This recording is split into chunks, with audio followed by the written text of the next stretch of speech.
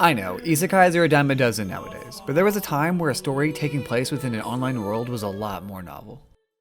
Before your Sword Art Onlines, Overlords, Log Horizons, there was one particular series that started it all. A series that went beyond being an anime and found a much stronger foothold in the hearts of PlayStation 2 owners, which is what this video will be focusing on. Enter .hack.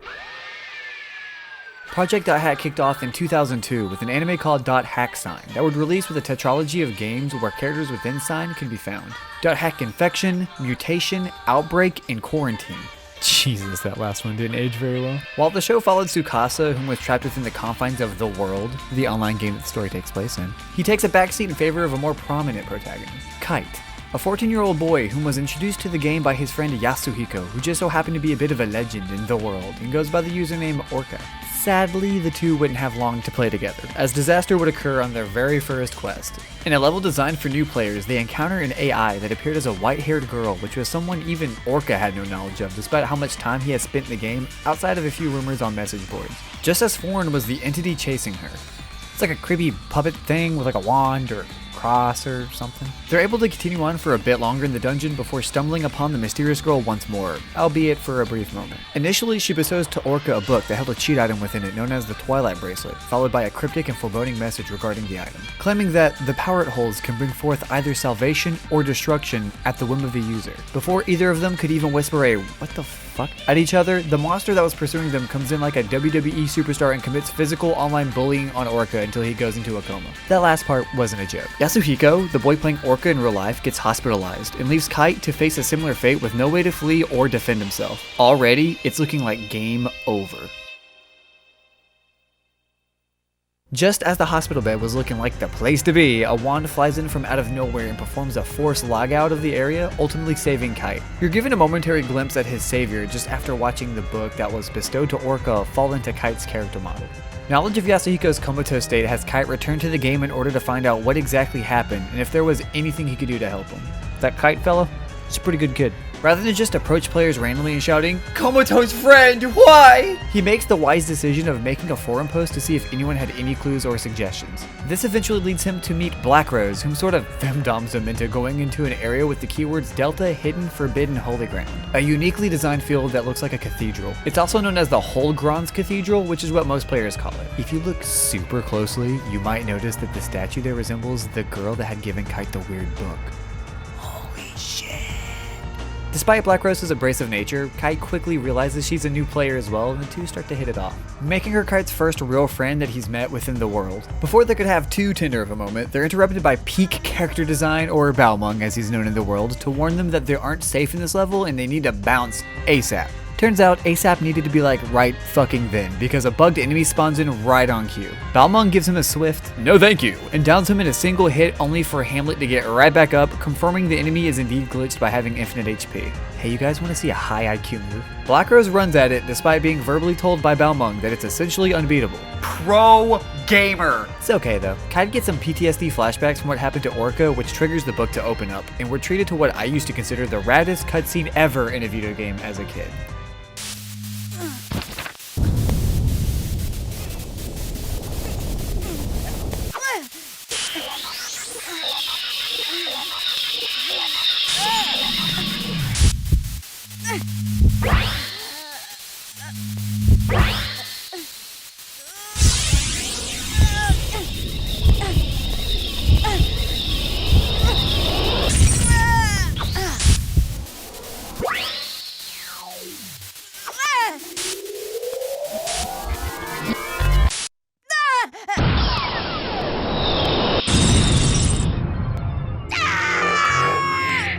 The book bestows Kite a new look and a bracelet that gives him the power of Data Drain, an illegal move in the game that can rewrite data and do miscellaneous things to anyone hit with it. In most cases, send them back to level 1.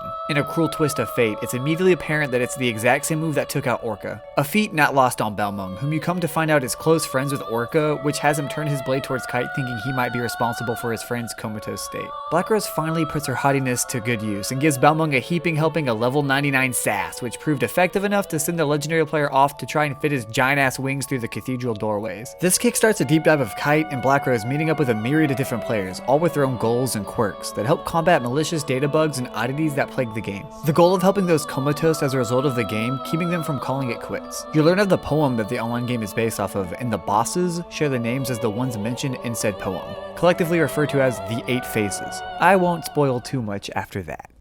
The game themselves do an excellent job of emulating the feeling of being in an MMORPG in a lot of small ways. The NPCs all run around with gear you can trade from them and familiar names that you see running around post on the forums that actually update as you progress through the story. Your party members will level up and acquire items on their own regardless if you play with them, which helps make them feel as if they don't just revolve around Kite and his antics. Sometimes they're even busy or just not online at all, which helps incentivizes you playing with other characters in case your preferred party isn't on at the moment. In combat, they'll call out contextual actions that are going on, and some with emoticons like they're typing on a keyboard. You constantly log out of the game to check your email, which you can respond to. Areas are made up of keywords that you can string together, with each word possessing certain parameters that adjust aspects of the area. This can lead to some interesting results and encourages some experimentation with different keywords to see what weird concoction of a level you just put together. Compared to the other .hack games, these 4 specifically do a much better job convincing you you're in an MMO, with the combat feeling a bit more derivative of other online games. You just sort of spam your basic melee attack and occasionally use SP to whip out a spell or a skill. Nothing too groundbreaking or innovative there. Skills are tied to equipment rather than experience, which seems to be intentional as it encourages more trading and item hunting. While not a bad idea on paper, it makes a game that's already taking up a chunk of your time going through menus and forces you back into them to check and see which weapon or armor has whatever skill you're looking for. There's a lot more emphasis on mastering the rules, like remembering what element is effective against another element, or knowing how close you have to be for a skill to be effective. This certainly makes it more complex, but it doesn't really make combat any more engaging. Thankfully, the Twilight Bracelet and Data Drain aren't relegated to just being plot devices and are actually a core mechanic of the game that helps spice up encounters. Kite is able to perform Data Drain on bugged enemies to make them vulnerable, as well as any normal foe you feel like downgrading to level 1, effectively rendering them useless and you're able to kill them in like 1 hit. I know what you're thinking. Doesn't that make the game and just let you steamroll through everything? The answer to that is yes, and my god, you have an amazing voice. However, they do better than just to let you pop it off all willy-nilly. The ability to use Data Drain is locked off until you're able to break the enemy's protection, meaning you have to at least be able to survive the fight until that point. There's an additional caveat to using it that tampers with Kite and can negatively affect you if you're not careful. I'm referring to Kite's infection rate, which they placed right next to the skill to make sure even us dummies don't overlook it. The colors help you understand the severity of Kite's current infection, which can cause various things to happen to the player. Anything from reducing the party's HP and SP to 1, reducing your stats, casting random status effects, reducing your level, or even give you a system error which ends your game entirely. The interesting bit is that you can get rare weapons and items from using it too, so there's a bit of a complicated relationship with that damn dirty bracelet. Harkens back to that salvation or destruction bit, right? Yeah? Something else that was also quite novel at the time was the fact that you could carry over your save data to the next entries. Everything from Kite and his party's levels, items, money, equipment, etc. are all still with you, up until the end of Kite's fight to free the comatose victims of the world in Volume 4. In the few years fans had to wait before getting the next big trilogy of games, we had to make do with .hack Fragment, which was an attempt to actually play some semblance of the world in an online setting using the PS2 network adapter. That never got localized, so moving on. We got a subpar manga and anime to hold us over until .hack GU Volume 1 Rebirth graced us all on the very same console we enjoyed the previous 4 games on. The world that we knew had been shut down as a result of a devastating fire that destroyed much of the original framework. CC Corp decided to take what they had left and create a second revision of the game, referred to officially as the World R2. This revision would serve as the setting for the next 3 games: .hack GU Volume 1 Rebirth, Volume 2 Reminisce, and Volume 3 Redemption. Not unlike Infection, our introduction to our protagonist, Haseo, starts with him logging into the world for the very first time.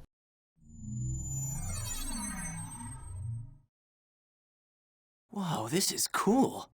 He doesn't really have a friend to teach him the ropes like Kai did, so 2 strangers take it upon themselves to get Haseo acquainted to how things work. And a big-ass reality check that the level 1 Adept Rogue couldn't possibly cash. Turns out these strangers, Eoten and Asta, are PKers, or player killers, which was a feature patched out of the original The World, but Revision 2 decided to keep it in. This effectively made things incredibly difficult for new players to join, to the point that there are guilds made just to help noobs learn the game without getting juggled around like they're an enemy in Devil May Cry. Here, a mysterious player named Ovan graciously gives out free holes to the PKers' character models and ends up taking Haseo under his wing.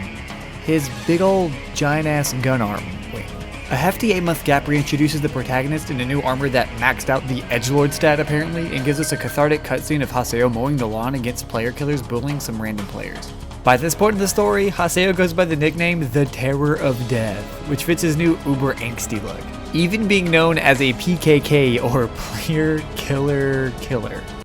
Yeah, okay, sure. The killing spree pauses long enough for Haseo to interrogate Bordeaux, the PK leader of that group, about a player going by the name of Tri-Edge, a character described as being shrouded by blue fire and someone Haseo seems hell-bent on finding. Not getting any relevant info out of the PKer, he shaves some excess pixels off of her before doing a shonen pose and giving us the true title card for the game.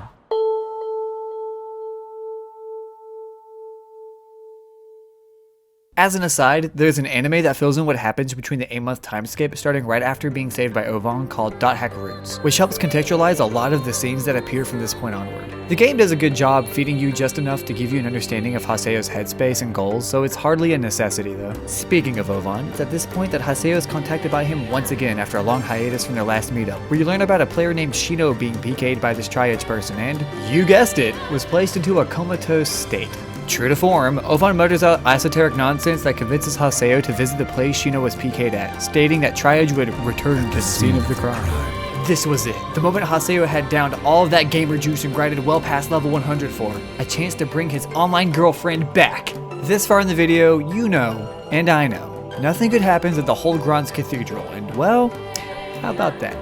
That area from the previous game just so happens to have been brought back to the World R2. And as luck would have it, that's the spot Shino had become comatose at. The familiar side of the Holy Ground is drowned in nostalgia, not just for .hack veterans, but Haseo as well, treating us to a flashback, filling us in on who Shino was as a character before that eerie tuning sound snaps white-haired Sasuke out of his thoughts to greet the man he had been waiting for all this time.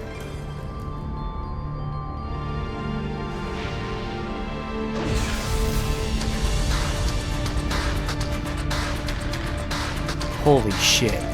Just as .hack Infection had one of my favorite cutscenes of video games at the time, .hack GU Rebirth one-ups it with two protagonists competing to see who can out-DPS the other the fastest. Sucks for Haseo that Kite retained most of everything from the previous The World, including that one cheap-ass thing he used in the first 4 games. What was it again? Oh yeah, that's right. Tri-Edge flings him around like it was a repeat of his first day in the world, with the added insult to injury being that he was now back at level 1.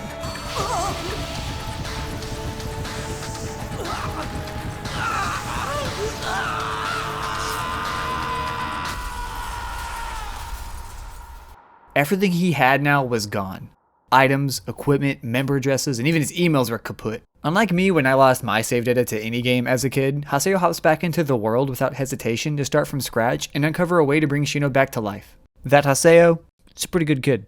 Alright, now that we have enough story to chew on, how does the Geo trilogy differ from their 4 older brothers? The graphical upgrade is the most apparent, especially given that they're on the exact same console as the other entries. Granted, the footage I've been using is from last Recode, which is remastered, so it wasn't as big of a jump as it appears here, but still, they knew what they were doing at this point. Combat is a lot more action-oriented, with quick access to weapon arts mapped to your face buttons and encouraged with the Rengeki system, earning you higher damage dealt to your enemies. Moves aren't dependent on equipment anymore and are instead earned as you level up. Haseo being an adept rogue class means you're not stuck using twin blades either, and have a much larger arsenal to play with as you continue through each volume. The voice work wasn't bad at all in the first 4 games, but GU definitely has the better performances from its main cast, Yuri Lowenthal especially going real hard as Haseo. One thing almost anything involving .hack has gotten right is the music, and GU is no exception, housing some of the best tracks the series has to offer. Not everything is improved on, however. Despite using the same keyword system, the variety of levels can be counted on a single hand, even when totaling up the ones they add up to the last volume.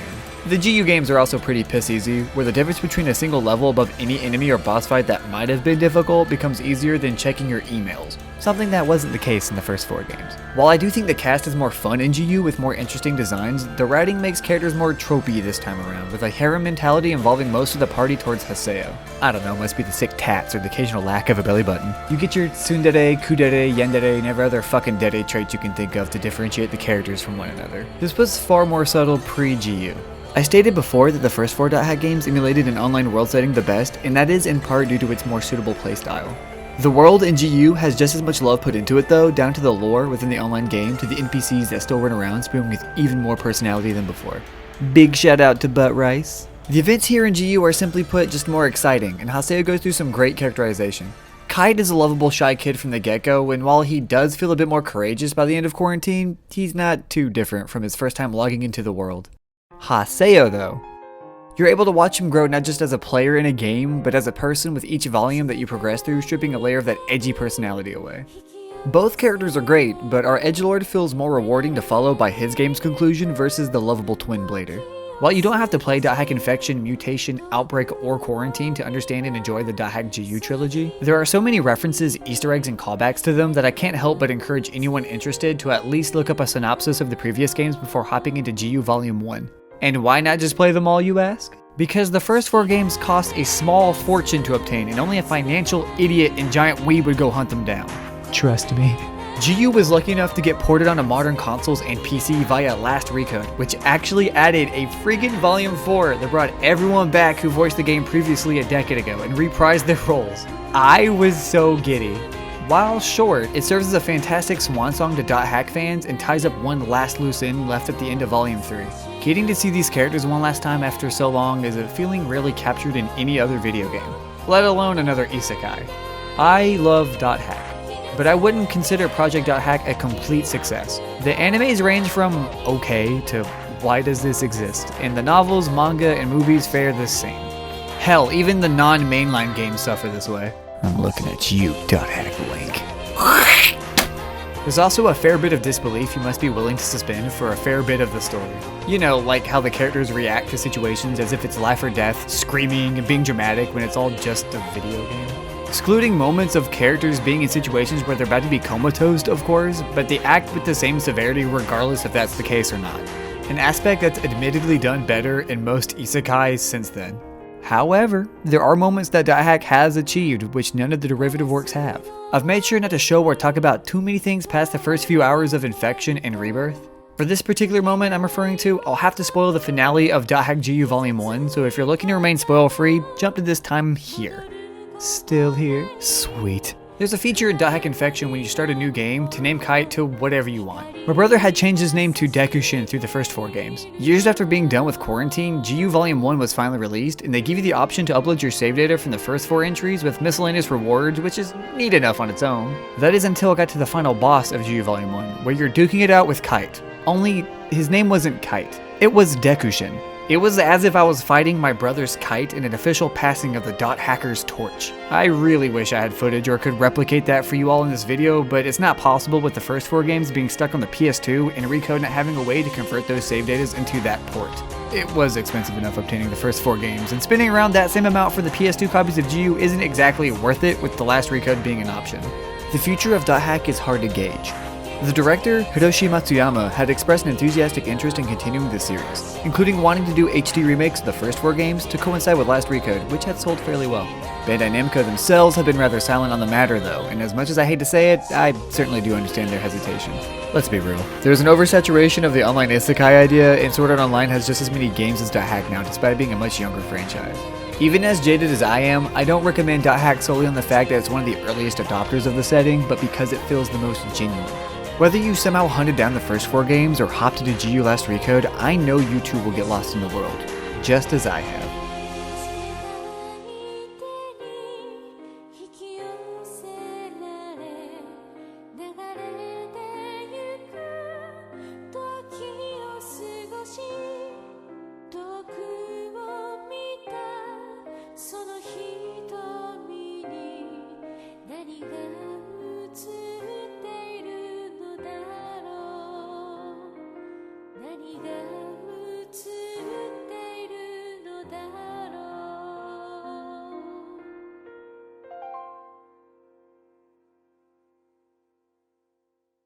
I wanted to take a second to thank everyone in the RPG Collective Facebook group. They've been super helpful in helping me find .hack Quarantine, and you won't find a more supportive group of dorks anywhere else. And of course, thank you all for watching. Till next time, stay jaded.